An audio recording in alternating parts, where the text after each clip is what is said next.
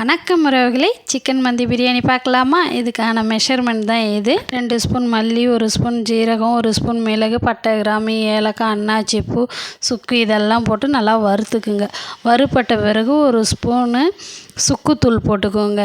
உங்கள்கிட்ட முழுசாக இருந்தாலும் போட்டு நல்லா வறுத்து எடுத்துக்கிட்டு அதை மிக்சியில் போட்டு அரைச்சிக்கிட்டு இது மாதிரி சிக்கன் மேலே போட்டு இஞ்சி பூண்டு பேஸ்ட்டு போட்டு உப்பு போட்டு நல்லா 1 மணி நேரம் ஊற வச்சுக்கோங்க. லெமன் ஜூஸ் போட்டு கொஞ்சோண்டு நெய்யும் போட்டுக்கோங்க.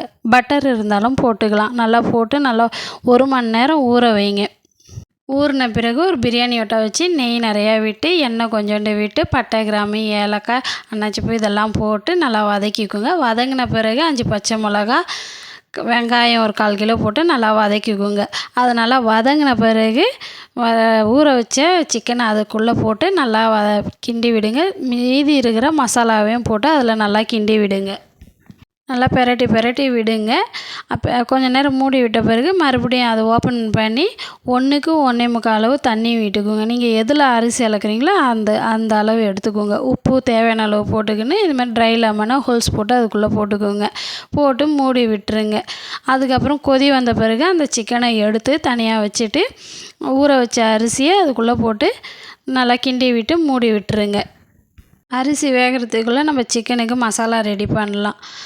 தயிர் கொஞ்சம் போட்டுன்னு சிக்கன் மசாலா கொஞ்சம், கரம் மசாலா கொஞ்சம், உப்பு, மஞ்சத்தூள் போட்டு நல்லா பெரட்டி எடுத்துக்கோங்க. மீதி இருக்கிற மந்தி மசாலாவும் அது கூடயே போட்டு நல்லா பெரட்டி எடுத்துக்கிட்டு சிக்கன் வெந்தோட அது எடுக்கிறோம் இல்லையா, அதில் இந்த மசாலாவை போட்டு நல்லா ஊற விட்டுருங்க. நம்ம சிக்கன் ரெடி ஆன பிறகு தவாவில் போட்டு வறுத்து எடுத்துங்க. இது மாதிரி போட்டு அதோட மிக்ஸ் பண்ணி கொஞ்சம் நேரம் ஊற விட்டுருங்க. அதை ரெடி பண்ணுறதுக்காட்டி இது ரைஸும் தனியாக ஈவனாக வந்துச்சு. ஃபுட் கலர் சேர்த்துட்டு மறுபடியும் கிண்டி விட்டு மூடி விட்டு தம் விட்டுருங்க. தம் ஆன பிறகு இது மாதிரி சாக்கோ கிளர் வச்சு அதுக்கு மேலே கொஞ்சம் ஏலக்காய், நெய் விட்டிங்கன்னா வாசனையாக இருக்கும், மணமாக இருக்கும். அது கொஞ்சம் எடுத்து வச்சுட்டு பெரிய தவாங்க, இதை தூக்கவே முடியாது. இது என் வீட்டுக்காருக்கு பெரிய நெய் ரோஸ்ட்டு போட்டு தரதுக்காக வாங்கினது. இப்போ இதுக்கு தான் யூஸ் ஆகுது. ஊற வச்ச சிக்கனை எடுத்து இது மாதிரி கிரில் மாதிரி பெரட்டி நல்லா ஃப்ரை பண்ணியாச்சு. ஃப்ரை பண்ணிய பிறகு எடுத்து ஒரு தனியாக தவா வச்சு அதில் ட்ரை ஃப்ரூட்ஸ்லாம் போட்டு நல்லா வறுத்து எடுத்துகிட்டு அதிலே கொஞ்சம் சின்ன வெங்காயம் போட்டு நல்லா ப்ரௌனிஷாக வறுத்து எடுத்தாச்சு.